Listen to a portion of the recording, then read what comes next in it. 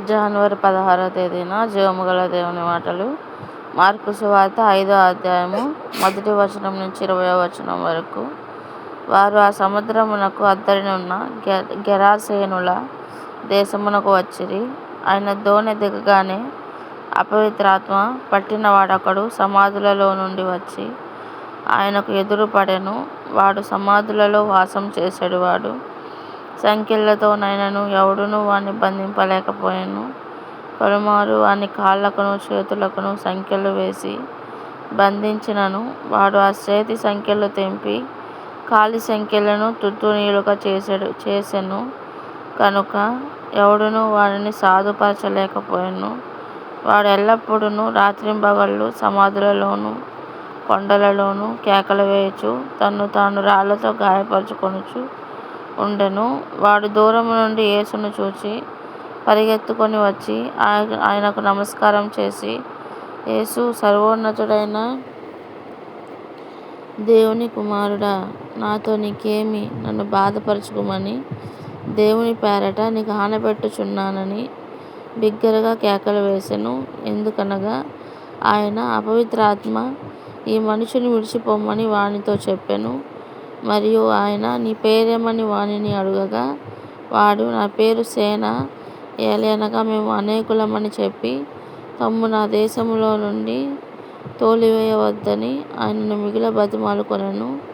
అక్కడ కొండ దగ్గర పందుల పెద్ద మంద మేయుచుండెను కనుక పందులలో ప్రవేశించున్నట్లు మమ్మును వాటి యొద్దకు పంపుమని ఆ దెయ్యములు ఆయనను బతిమాలుకొనెను.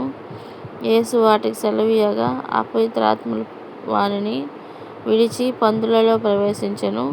ప్రవేశింపగా ఇంచుమించు 2000 సంఖ్యగల ఆ మంద ప్రపాతము నుండి సముద్రపు దారిని వడిగా పరిగెత్తుకొని పోయి సముద్రములో పడి ఊపిరి తిరగక చచ్చెను.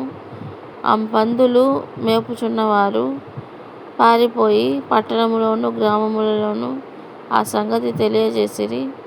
జనులు జరిగినది చూడ వెళ్ళి యేసునొద్దకు వచ్చి, సేన అను దెయ్యములు పట్టినవాడు బట్టలు ధరించుకొని స్వస్థచిత్తుడై కూర్చుండి ఉండుట చూచి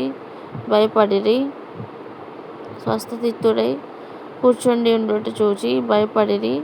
జరిగినది చూచిన వారు దెయ్యములు పట్టిన వానికి కలిగిన స్థితియు పందుల సంగతియు ఊరి వారికి తెలియజేయగా తమ ప్రాంతములు విడిచిపొమ్మని వారు ఆయనను బతిమాలుకొనసాగిరి.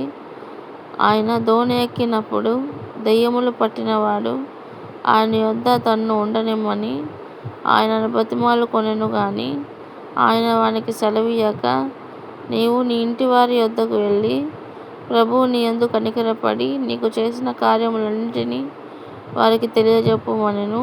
వాడు వెళ్ళి యేసు తనకు చేసినవన్నీయు దెకపొలిలో ప్రకటింప ఆరంభించగా అందరూ ఆశ్చర్యపడిరి. ఆమేన్. స్తోత్రం తండ్రి, పరిశుద్ధాత్మదేవ, నాయన ఈ దినమందు ప్రభా తండ్రి అయ్యా మీ వాక్యాన్ని ధ్యానించుండగా ప్రభా మీ నోటి మాటలను ప్రభా మా నోటి ద్వారా పలికి ఉండగా ప్రభా తండ్రి మీ బిడ్డలందరి జీవితంలో మా జీవితంలో ప్రభా నిండైన ఆశీర్వాదాలు మేలులు కలిగించండి దేవా. పరిశుద్ధాత్మ తండ్రి మీ బిడ్డలకు ప్రభా పగలు మేఘస్తంభమై రాత్రి అగ్నిస్తంభమై ఉండండి ప్రభా తండ్రి. మొదటి వాడవై కడపటి వాడవై అల్ఫయు ఓమేగవై ఆది అంతము లేని తండ్రి మీ బిడ్డలందరి జీవితంలో ప్రభా తండ్రి తండ్రి తండ్రి మీరు అద్భుత కార్యాలు ఆశ్చర్యకార్యాలు రక్షణను తండ్రి పరిశుద్ధాత్మను అనుగ్రహించండి దేవా. తండ్రి కాలం ప్రభా తండ్రి బహు దగ్గర ఉండగా ప్రభా తండ్రి మీరు అక్కడ ఎప్పుడు వస్తుందో ఎవరికి తెలియకుండా ఉండగా ప్రభా పరిశుద్ధాత్మ తండ్రి మీ బిడ్డలందరినీ కూడా ప్రభా హెచ్చరించండి దేవా. ఇదిగో నరకం ఉందని నరకంలో పడవద్దని హెచ్చరించండి ప్రభా. అందరినీ కూడా పరలోక రాజ్యానికి వారసులుగా చేయండి దేవా. తండ్రి యేసు ప్రభా జ్ఞాపకం చేసుకున్నైనా తండ్రి మీ బిడ్డలందరినీ కూడా ప్రభా మీ యందు విశ్వసించి తండ్రి మీ యందు నమ్మకం ఉంచి నిత్య జీవానికి వారసులయ్యే కృప అనుగ్రహించండి దేవా.